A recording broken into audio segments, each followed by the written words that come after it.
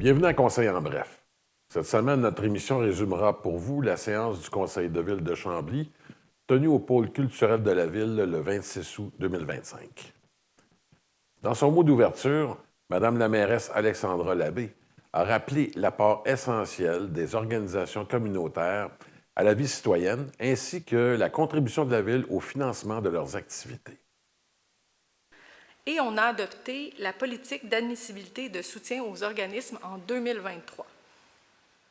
On a mis en place des programmes concrets qui permettent aux organismes de bénéficier d'un accompagnement professionnel, d'une visibilité accrue, d'un soutien financier adapté à leurs besoins.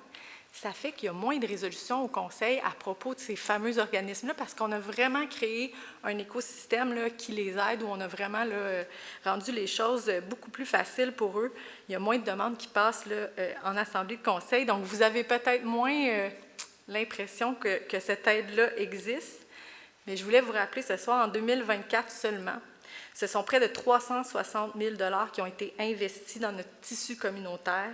Et en 2025, cette contribution, au moment où on se parle, a déjà atteint plus de 458 000 $. Ces chiffres parlent d'eux-mêmes, mais c'est surtout des visages derrière ces organismes qui nous inspirent. Plus de 1300 bénévoles qui donnent de leur temps, de leur énergie, de leur passion pour faire vivre des projets porteurs de sens. À vous toutes et à vous tous, je tiens à dire merci. Pour mieux connaître ces acteurs de notre communauté, découvrir la richesse de leurs initiatives, je vous invite à découvrir le répertoire des organismes communautaires sur notre site Web. Pour encore mieux découvrir ce qu'ils font, inscrivez-vous dans leurs activités, devenez bénévole. Vous allez voir, il y a un milieu très, très riche.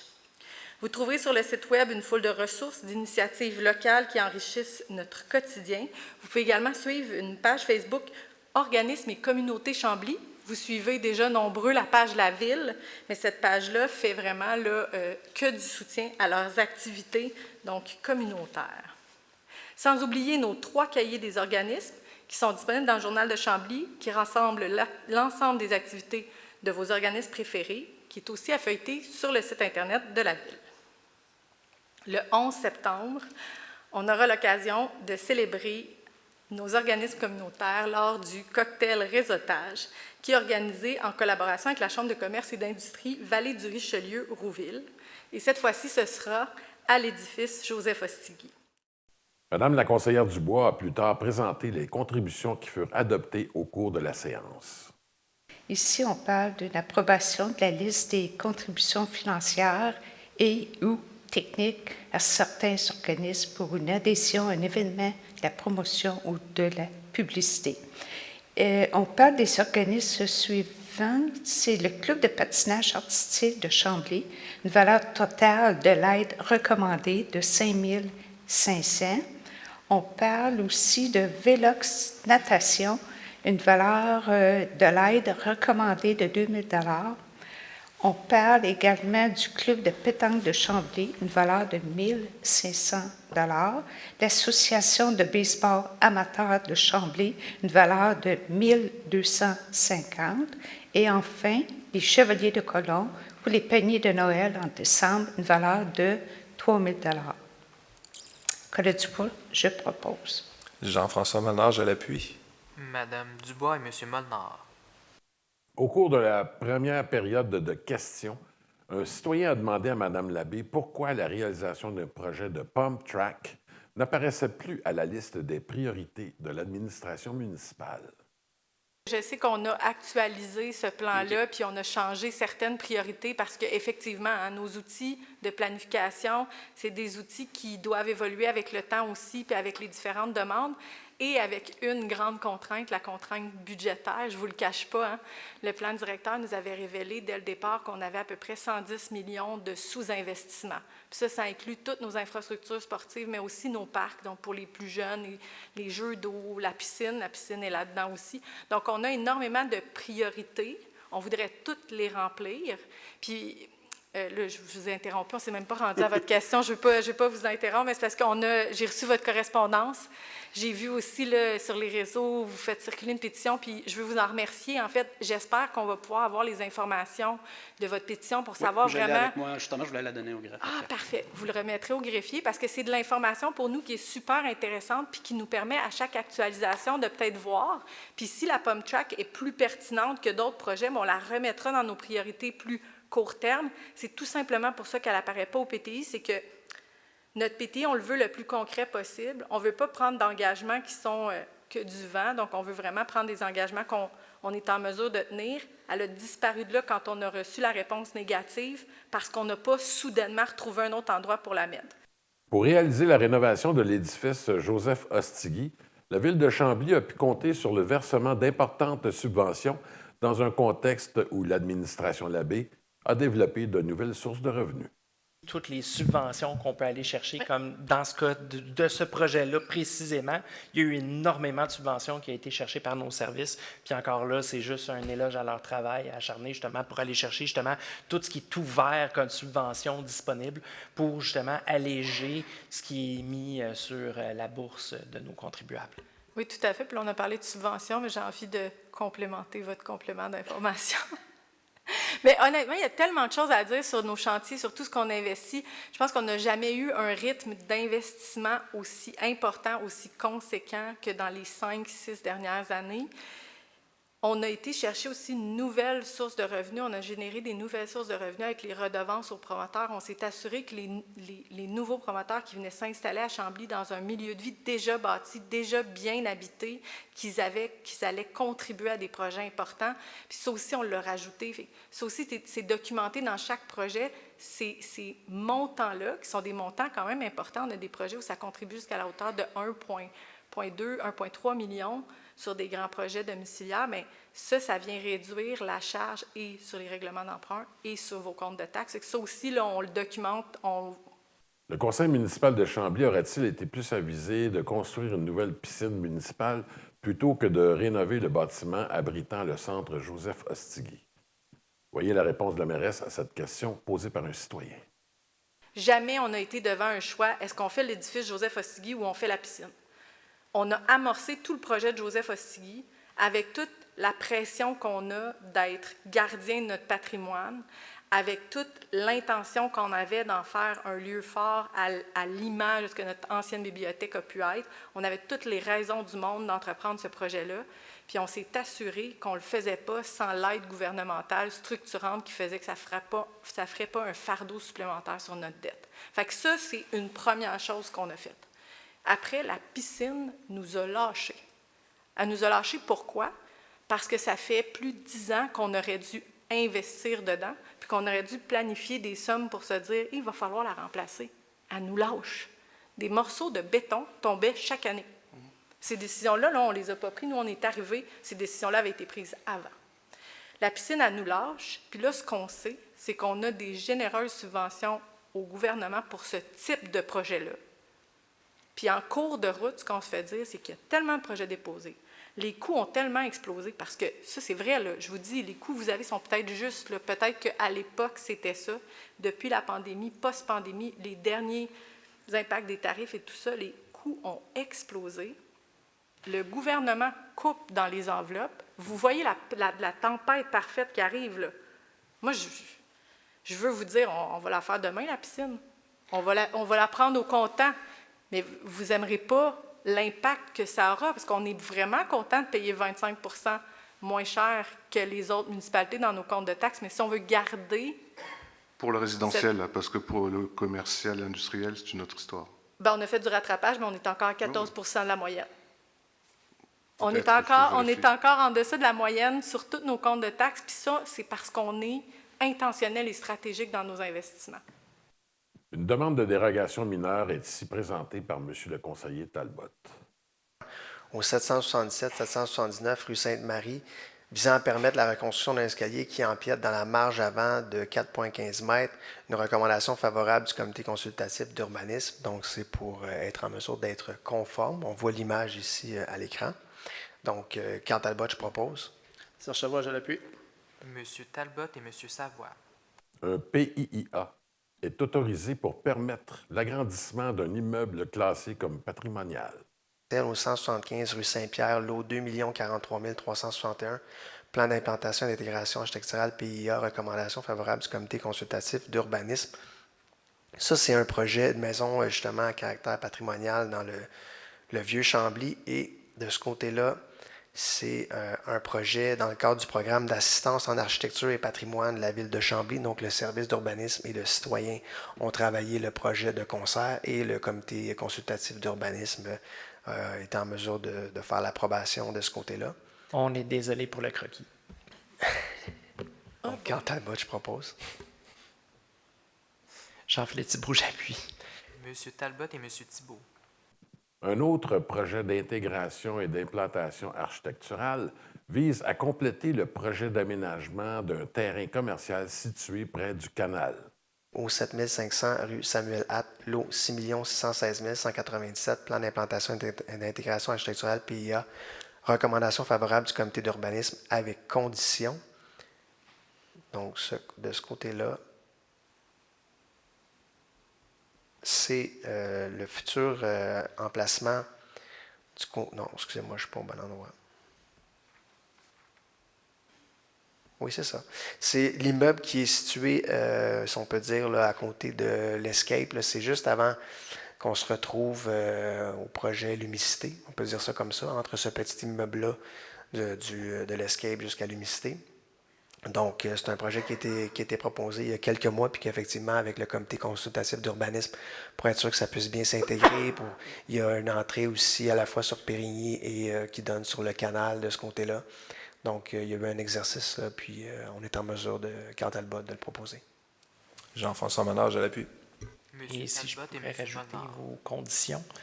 Les conditions, c'était l'ajout d'un arbuste et d'arbres en cours avant pour dissimuler l'aire de chargement et de déchargement. Je sais que c'est ça que vous cherchiez. Oui. Je voulais Merci, c'est gentil. vous donner un coup de main. Le projet d'établir le service de Bixi à Chambly est en cours de réalisation grâce à une importante subvention versée par le gouvernement du Québec. 7.8, signature de la Convention d'aide financière en lien avec l'obtention de l'aide financière dans le cadre du programme de développement des transports actifs dans les périmètres urbains, la subvention qu'on appelle affectueusement le TAPU. C'est le dossier numéro XYN 2368-2, le système de vélo en libre service. Donc, vous l'avez deviné, c'est les Bixi. Serge Chavois, je propose. Annie Legendre, j'appuie. Monsieur Savoie et Madame Legendre. J'aurais peut-être donné quelques infos, mais vous les avez données tantôt, Mme la mairesse, dans le fond. Ah, j'ai tout dit Non, déjà. c'est correct. Dans le fond, juste répéter que c'est la subvention. On a fait 2 demandes de subvention pour ce projet-là, une au provincial, une au fédéral. Celle qu'on obtient, celle qu'on nomme ce soir, c'est la principale qui paye, je pense, 50 des coûts totaux. Donc, c'est vraiment intéressant. Puis, on souhaite avoir la deuxième. Ceci dit, avec ce montant-là, on est quand même en mesure de dire qu'on va aller de l'avant. Puis, voilà, une bonne nouvelle. Pour cette station. Alors que notre société est aux prises avec des appels à la censure plus nombreux et plus fréquents que jamais, le Conseil de ville a résolu d'adhérer à une déclaration commune importante. Donc, c'est l'Association des bibliothèques publiques du Québec qui a lancé une motion pour la liberté intellectuelle dans nos bibliothèques. Il y a déjà 111 municipalités qui ont appuyé cette motion. Donc, la ville de Chambly se joint à ces 111 municipalités. Et donc, on souhaite que le conseil municipal de la ville de Chambly, afin de garantir un accès au savoir, à la culture, à la population québécoise, reconnaisse officiellement les bibliothèques publiques comme des lieux reflétant la diversité des points de vue, l'expertise du personnel des bibliothèques publiques pour gérer la sélection et la diffusion des collections, ainsi que la nécessité de soutenir et d'appuyer le personnel des bibliothèques publiques dans le choix des œuvres composant leur collection, de ne pas céder à la pression de censure et aux demandes de retrait qui pourraient cibler ces institutions. Je pense que dans le contexte politique actuel, cette motion-là prend tout son sens. Donc, voilà. Luc Ricard, je propose. Puis avec vue sur la chaise de génération, j'aimerais appuyer la motion, s'il te plaît. Justin Carré. Monsieur Ricard et Monsieur Carey. Un contrat triennal est octroyé pour l'entretien des patinoires extérieures. Relatif à la formation et l'entretien des patinoires extérieures pour une durée de 3 ans à les entreprises Éric Suchet Inc. pour un montant de 430 207,71 incluant les taxes applicables. Jean-François Menard, je le propose. Colette Dubois, j'appuie. Monsieur Molnar et Madame Dubois. Mme Labbé a détaillé des projets d'infrastructure de la Ville qui ont pu bénéficier d'une aide financière des deux ordres de gouvernement. C'est l'autorisation de déposer une demande d'aide financière au programme PRACIM 2025-2028 pour le projet de réaménagement de la mairie. Pour votre information, le programme PRACIM, c'est vraiment un programme qui vient nous aider au niveau des immeubles municipaux. Donc, on a pu bénéficier de ce programme-là, entre autres pour l'édifice administratif, le 56 Martel, on a eu accès à ce programme-là. On l'a fait aussi dans le cadre de la caserne. Ça a été une généreuse subvention pour nous aider pour la caserne incendie.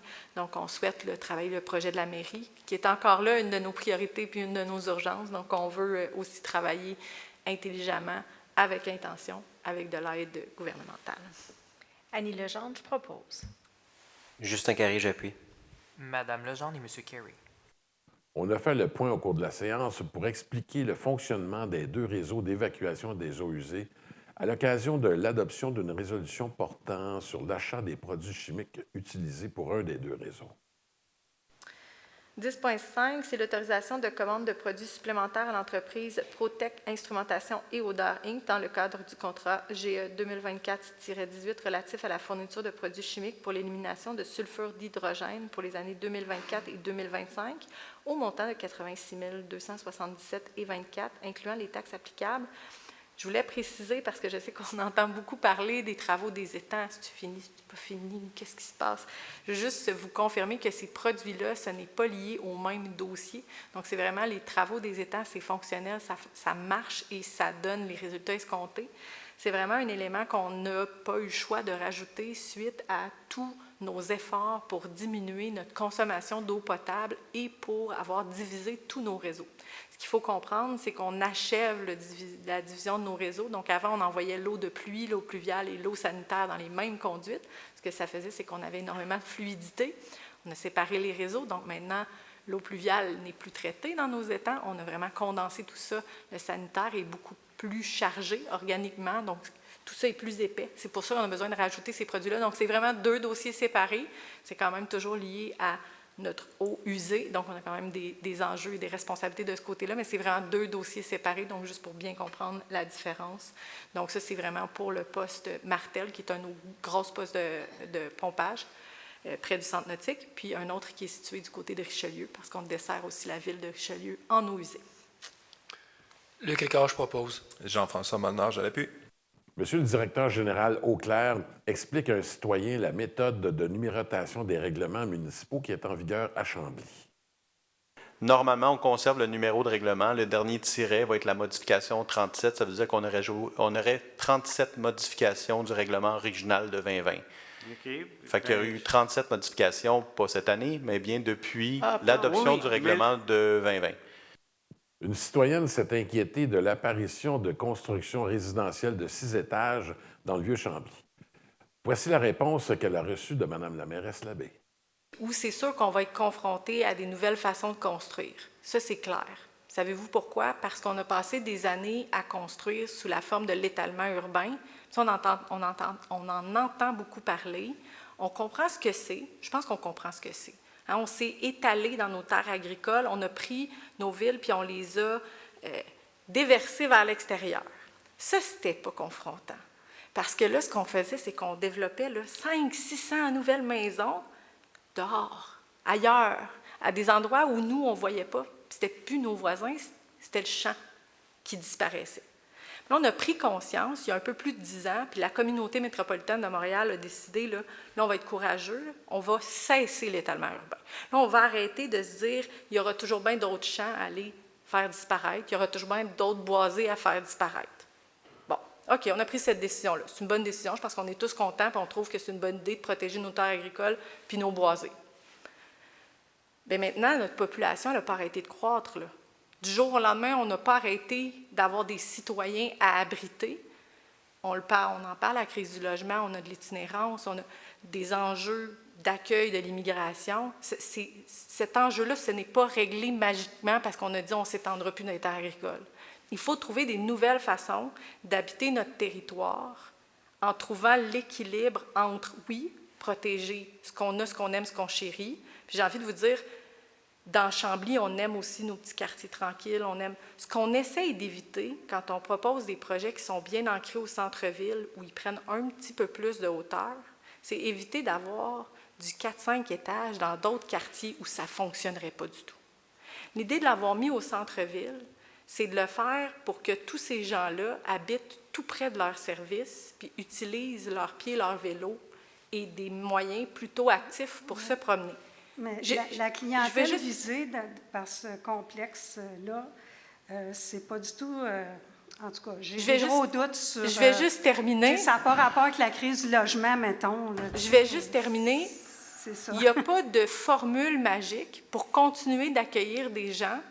Pour faire différent, il faut les installer quelque part. La stratégie qu'on a décidé de prendre au centre-ville, c'est de travailler à redévelopper des espaces qui n'étaient pas des espaces de grande valeur architecturale et patrimoniale. On va s'entendre, l'implantation qui a été faite pour Aéros, c'était sur un stationnement, un grand îlot de chaleur. Donc, c'est vraiment des espaces stratégiques. On ne fera pas une conversation ce soir là, sur tout ça, puis je peux pas prendre 1 heure de mon temps là, ou de votre temps là, pour vous expliquer tout ce qui sous-tend là, la densification, puis pourquoi on est en train de réfléchir nos villes autrement. À la suite d'un accident de la route, un citoyen a interrogé le Conseil sur les difficultés de déneigement d'une piste cyclable qui serait occasionnée par une configuration apparemment déficiente. M. Thibault a eu cette réponse. Pour ce qui est de la piste cyclable, on avait déjà répondu à la question pour le déneigement. Il y avait une situation par rapport à la taille des chenillettes, l'espace du trottoir et les stationnements sur la rue d'Aignaux. Et le tout doit être corrigé en partie avec la réfection de cette piste cyclable-là dans le cadre du projet du Golfe.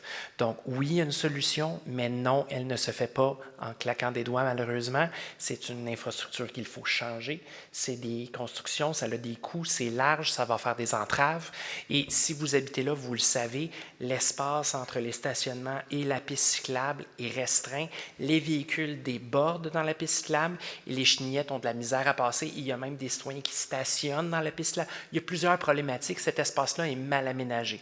Malheureusement, le conseil actuel en a hérité. Ce n'est pas nous qui avons pensé à cet espace-là, mais on a trouvé une solution. La solution s'apprête avec le projet du Golfe où on revoit complètement cette artère-là cycliste puisqu'elle est dangereuse et mal conçue à l'origine. Et ça a déjà été dit à plusieurs reprises et aussi à la table de mes confrères et consoeurs à la table mobilité et transport. Merci. Mme Labbé a ensuite expliqué les différentes étapes de la réalisation du vaste projet résidentiel et du parc sur les terrains de l'ancien golfe de Chambly. Réponse que M. Auclair a ensuite complétée à sa demande. C'est les lotissements, donc lotissements finaux et tout ça, mais oui, les échéanciers s'en viennent. J'ai envie de peut-être tendre la ligne à l'eau, M. Auclair. Est-ce qu'on aurait une idée de début de travaux? Je sais que l'intersection Périgny-La-Force, ça pourrait être plus rapide. Là. Bien, en fait, actuellement, il y a 2 chantiers en cours. Il y a l'étude pour le boulevard de Périgny avec toute la circulation, l'aménagement de la nouvelle intersection qui est en cours par l'équipe de Stantec.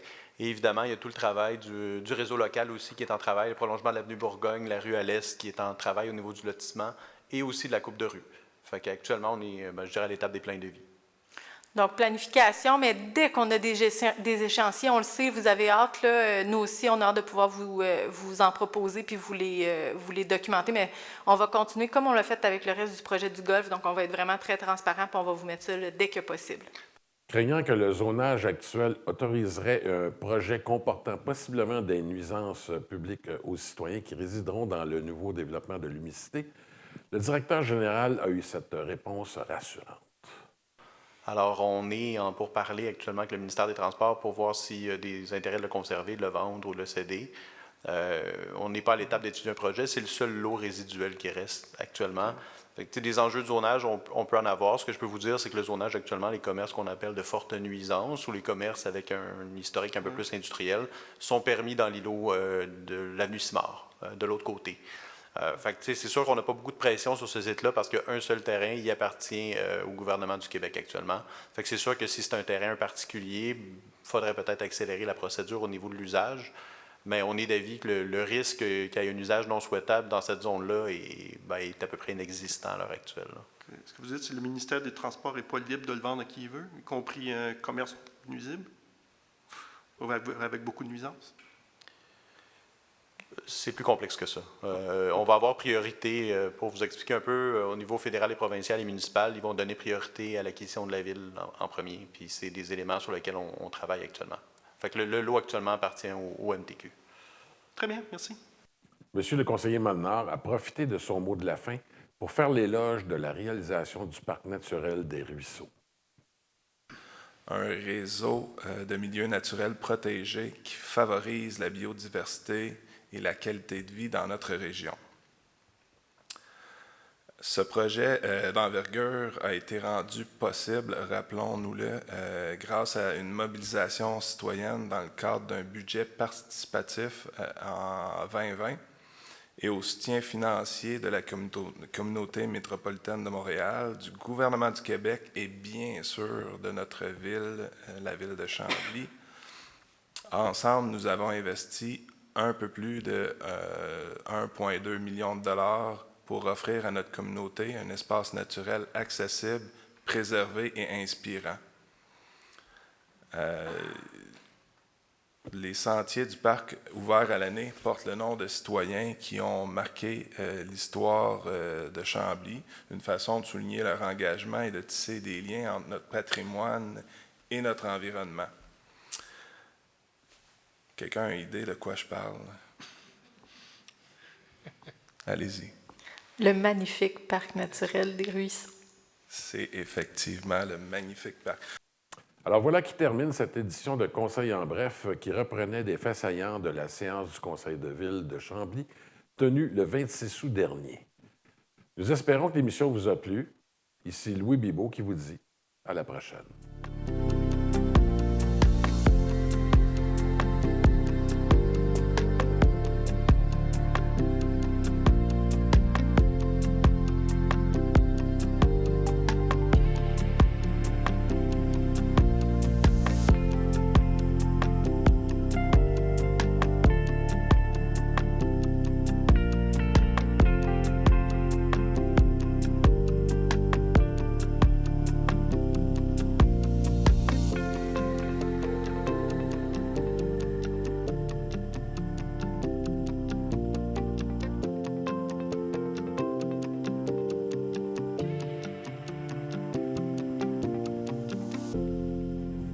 Bonjour, je suis Julie Larochelle, directrice générale de la Chambre de commerce et d'industrie Vallée du Richelieu.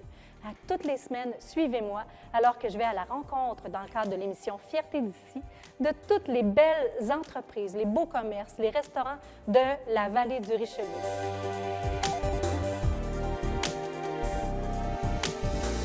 Suivez-nous, c'est un rendez-vous Fierté d'ici sur les ondes de TVR9.